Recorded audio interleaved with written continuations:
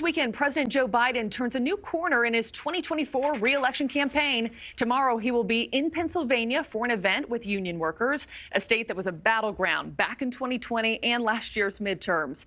He has events across the country in the coming weeks as well.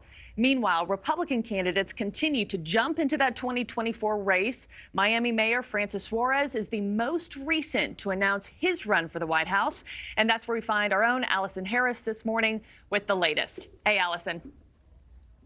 Hey, good morning to you, Marky. This is really a significant weekend for President Biden. This is his first campaign rally happening tomorrow in that swing state of Pennsylvania, as you mentioned, since he has announced that he is running for re-election in 2024. And that was almost 2 months ago. As you said, we've seen some really hotly contested races out of Pennsylvania. Just think of Dr. Oz and John Fetterman. So we're seeing him head there for really a rally with union workers, which is a group that defines him as a politician. He's long been a supporter of union groups and working class. We have seen this White House really ramp up messaging looking toward 2024.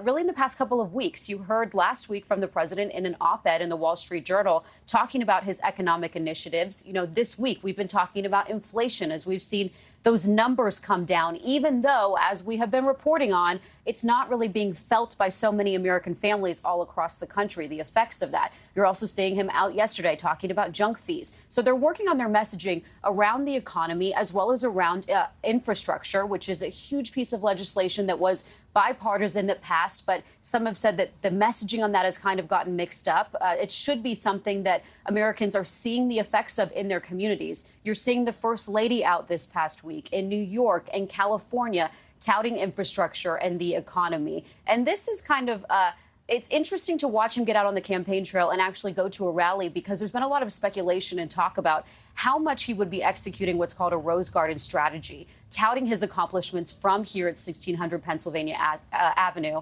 and launching some strategy from this White House. So it'll be interesting to see his energy, his stamina, as age also plays such a huge role in this race, with the president being 80 years old.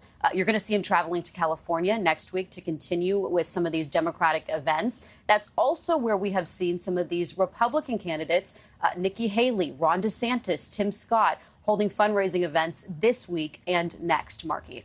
Yeah, the GOP field is getting credit. And Allison, I wanted to ask you about California. Speaking of that state, Florida Governor Ron DeSantis is taking jabs not at President Biden, but at California Governor Gavin Newsom.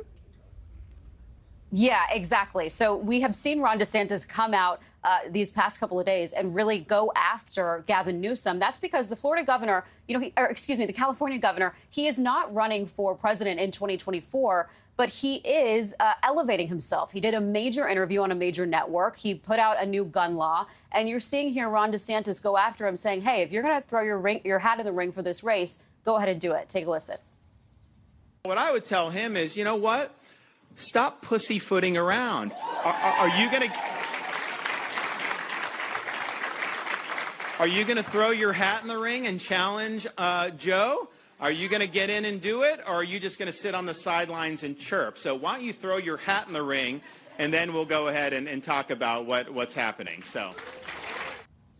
And we're talking about this crowded Republican field, but it is still former President Trump and really Ron DeSantis who are the front runners. Of course, former President Trump is really running away with it. I mean, even post this second indictment, you're seeing a poll from the Washington Post and ABC News showing that the former president is 38 points higher in polls compared to Ron DeSantis. I also want to note what we are unlikely to hear from President Biden as he heads out to this campaign rally in Pennsylvania is any attack on the indictment in particular against the former president. That's because President Biden, he has not spoken out about this. He wants to make sure he's not adding any fuel to the fire about the weaponization or politicization of the Justice Department and of the FBI, especially as we know from reports that federal prosecutors have met with lawyers for his son, Hunter Biden, about possible tax fraud charges. Marky and Adrienne. You know what, Allison, I got to jump in here, because for the governor of Florida to claim that Newsom is pussyfooting around when he took months to officially announce dragging it on, leading the media, I mean, how can he make those kinds of claims? It's the pot calling the kettle black. We see it from both sides, right?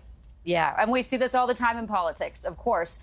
But, you know, Governor DeSantis, he is known for these attacks of, wokeism and everything. So, of course, it bodes well for him to go after the California governor nonetheless. Thank you for watching. Go to newsnationnow.com to find NewsNation on your television provider. And don't forget to click the red subscribe button below to get more of NewsNation's fact-driven, unbiased coverage.